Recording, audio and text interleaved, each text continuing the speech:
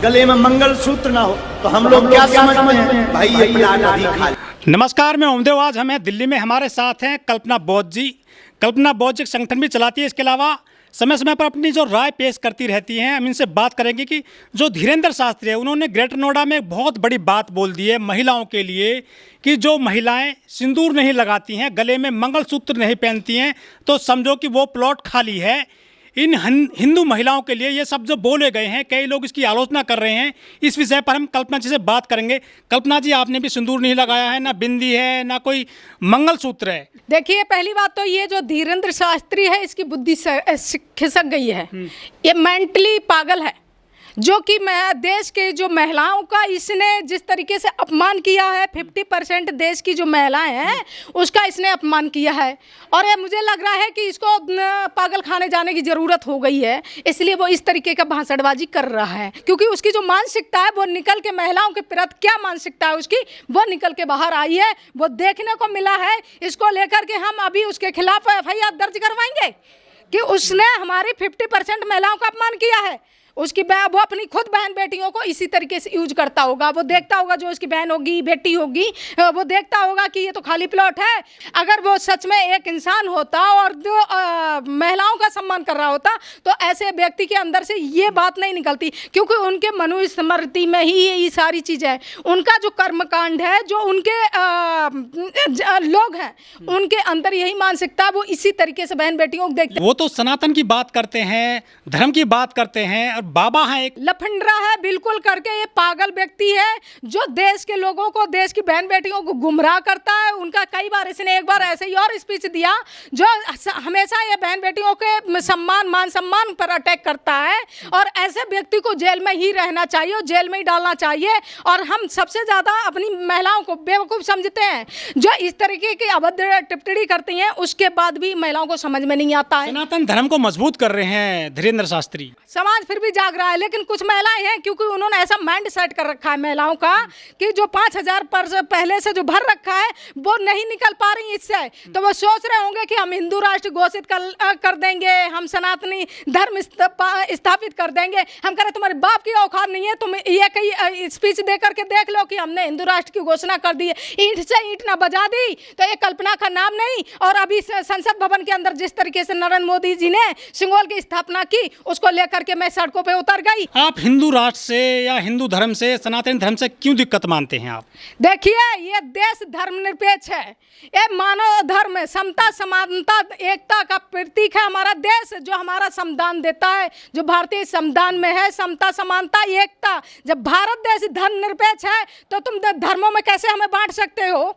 हम तो हिंदू धर्म में आती हैं। हम कैसे, हम हिंदू धर्म, हम मानव धर्म है, हमारा कोई धर्म नहीं है, हमारा मानव धर्म है, हमारा इंसानियत हमारा धर्म है, धर्म हमारा धर्म है, हमारा कोई धर्म नहीं है। डॉक्यूमेंट में तो आप भी हिंदू लिखती हैं। हम नहीं लिखते हैं हिंदू, हम तो सीधा बौद्ध लिखते हैं। जो बौद्ध तथागत बुद्ध ने अपने आत्मज्ञान से शक्ति का प्राप्त किया है, आत्मज्ञान को प्राप्त किया है कि विष्णु के अवतार बताए गए हैं, गौतम बुद्ध भी। वो हमारे जितनी भी बौद्ध संस्कृति थी, जितने भी हमारे स्तूप थे, जितना भी हमारा संस्कृति थी, वो इनकी चुराई हुई है। इन्होंने छल कपट करके हमारे देश पे कब्जा किया। आज वही हमारे देश को में जो संविधान है, जो खत्म करने का काम कर रहे हैं, जो आए दिन कोई ना कोई आर्टिकल्स को वो चेंज कर रहे हैं, तो ये खत्म करने का काम नहीं कर रहे हैं। फिर से वही मनुस्मृति लागू करना चाह रहे हैं देश में। वो अब ये समझ जाए, और ये हम चेतावनी आज फिर दे रहे हैं, ये हमारा देश धर्मनिरपेक्ष है, तुम कभी इस देश को बांट नहीं सकते, तुम्हारी औकात नहीं है। हम इसी तरह से अपने देश, अपने समाज को जगाने का काम करेंगे और रोड सड़कों पे तुम्हारा सामना करेंगे। तुम चाहे कुछ भी मुझे करना पड़े, तुम मुझे क्या दे सकते हो? मुझे पता है, जैसे लोगों को हमारे कभी CDI CBI encounter, murder, jail में डालने की धमकी देते हो, जो हमारा समाज कुछ लोग हैं ऐसे चंद लोग इतना विरोध करते हैं सरकारों का या संस्थाओं का, आपको पता नहीं है कि एक आपके नेता को गोली मार दी गई है सहारनपुर में? देखिए, इनका शुरू से रहा, नेता को गोली मारी गई है, ऐसे हजारों हमारे लोगों के साथ में ये टारगेट चुन चुन के कर रहे हैं, ये दहशत फैला रहे हैं लोगों के अंदर। उसमें हमारे माननीय चंद्रशेखर रावण जी पे गोली चलाई, ये दहशत फैला रहे हैं इस तरीके से कि देखिए, मैंने तुम्हारे एक लीडर को जो गोली मार दी, अगर तुम बोलोगे तो तुम्हारा भी इनकाउंटर कर देंगे, तुम्हारा भी जेल में डाल देंगे। जो उनके पीछे हैं, जो सेना है, जो हमारे कार्यकर्ता लोग हैं, वो पहले पीछे हट जाएंगे। ये डर बैठाने के लिए इनका ये षड्यंत्र चल रहा है और इन्हीं मुद्दों में ये भटकाते रहते हैं, जिससे कि वो इतना फास्ट काम कर रहे हैं कि किस तरीके से इनका प्लान है कि 2024 में चुनाव जीतें और फर्स्ट हिंदू राष्ट्र घोषित करें, फर्स्ट संविधान को बदल लें। लेकिन ये इनकी भूल है, इन्होंने जो करना था वो कर लिया। अब कल्पना इनका सामना करेगी, आखिरी सांस तक इनसे डटकर सामना करेगी, ये हम चैलेंज करते हैं। लेकिन कल्पना जी, आप जैसी महिलाएं, लाखों महिलाएं जाती हैं धीरेन्द्र शास्त्री के दरबार में। हम उनकी महिलाओं कह रहे हैं कि वो महिलाएं हमारी बेवकूफ़ है, उनकी वजह से आज उनको समाज में सम्मान नहीं मिल पा रहा है, वो समाज में सर उठा के जी नहीं पा रही हैं। जो हमारी जैसे निडर और लीडर होकर के लड़ने की कोशिश करते हैं, उन पर हजारों आरोप जड़ दिए जाते हैं, क्योंकि ये समाज किसी से नहीं डरता। ये समाज डरता है तो महिला से डरता है, ये समाज महिला की जो लीडरशिप है उससे डरता है, उसकी जागरूकता से डरता है, इसलिए महिलाओं को गुलाम बनाया गया। वो महिलाएं आज भी नहीं समझ पा रही हैं कि हमें घर से क्यों नहीं निकलने दिया जाता है। वो उसको चूड़ी बिछिया और पहनावे को वो अपना सम्मान समझती हैं, लेकिन उनको घर में वही मान सम्मान इज्जत नहीं दी जाती है। ऐसे जो पाखंडी बाबा जो हैं, ऐसे हमारे देश में जो घूम रहे हैं धीरेन्द्र शास्त्री की तरह, उनके दिमाग को ऐसा वो सेट कर देते हैं। पति परमेश्वर हैं, पुरुष प्रधान देश है, तो उन्हीं को लेकर के बैठी हैं, मार खा रही, पिट रही हैं, कट रही हैं, लेकिन वहीं जाएंगी और बोलने का मौका देती हैं। वहाँ क्या महिलाएं नहीं थी? जब उसने बोला, क्या उस पर चप्पल नहीं बजा सकती थी महिलाएं? क्या खड़ी होके नहीं, जो पढ़ी लिखी नहीं थी वहाँ पर महिलाएं? क्या शिक्षित नहीं थी महिलाएं? वो मानसिक रूप से गुलाम है महिलाएं, वो वहाँ पर जा रही हैं। किसी भी हिंदू संगठन ने या महिला संगठन ने इसका विरोध जताया नहीं है ठीक से।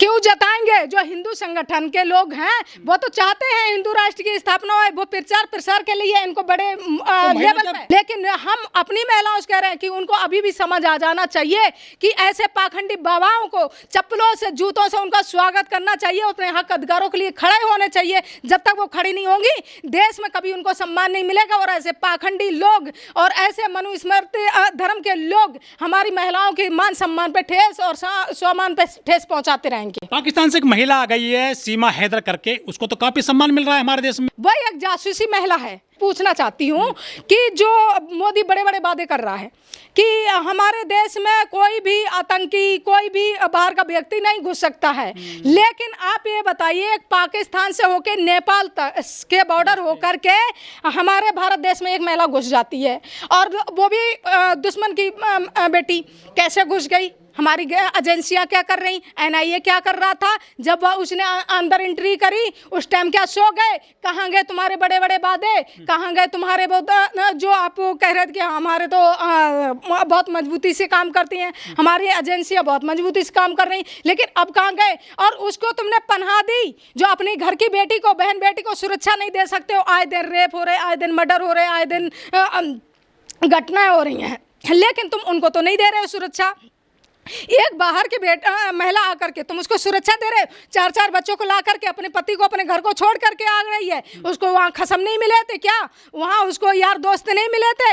एक घर को बर्बाद करके आ रही है, अपने 4-4 बच्चों की जिंदगी बर्बाद कर रही। अकेली होती तो ठीक है। कह रहे हैं कि ये पाकिस्तानी जासूस भी हो सकती है। जासूस है भाई, जासूस। आने वाले समय में आप देख लीजिए कितना बड़ा देश को खतरा होगा इस महिला से जो आई है। क्या मोदी के पास है इसका साबुत कि वो देशद्रोही नहीं है या वो जासूसी नहीं है? इनके पास है। लोग कहते हैं कि मोदी जी के हाथों में देश मजबूत है।